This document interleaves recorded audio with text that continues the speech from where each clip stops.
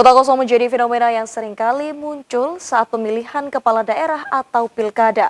Namun sebenarnya apa itu kota kosong dan bagaimana potensinya di pemilu 2024 mendatang? Simak berikut ini dalam Jurnal Utama.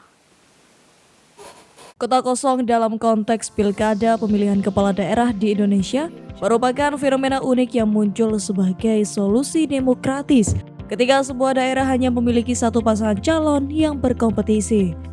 Istilah ini merujuk pada opsi pilihan yang diberikan kepada pemilih selain pasangan calon tunggal yang ada, di mana pemilih dapat memilih kota kosong sebagai bentuk ketidaksetujuan atau ketidakpuasan terhadap calon yang tersedia.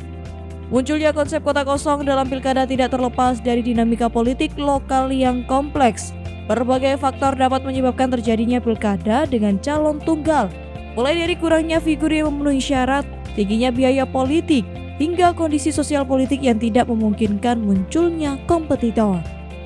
Dalam situasi seperti ini, kota kosong berfungsi sebagai mekanisme checks and balance, memberikan kesempatan kepada masyarakat untuk menyuarakan ketidaksetujuan mereka terhadap calon yang ada.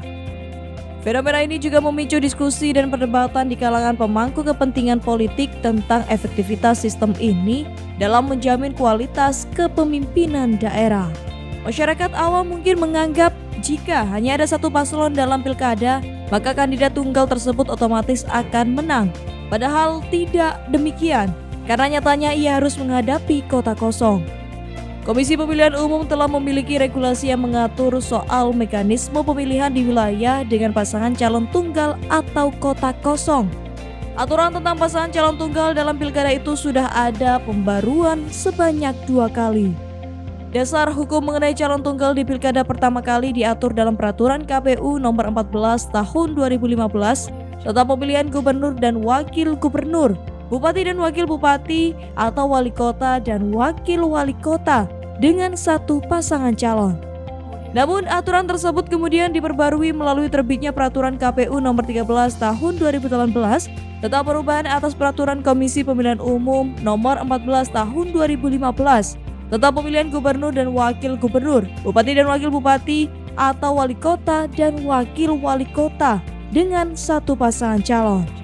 Sementara pada tahun 2020 lalu Peraturan KPU RI Nomor 20 tentang perubahan kedua atas Peraturan Komisi Pemilihan Umum Nomor 14 Tahun 2015 tentang pemilihan gubernur dan wakil gubernur, bupati dan wakil bupati dan atau wali kota dan wakil wali kota dengan satu pasangan calon.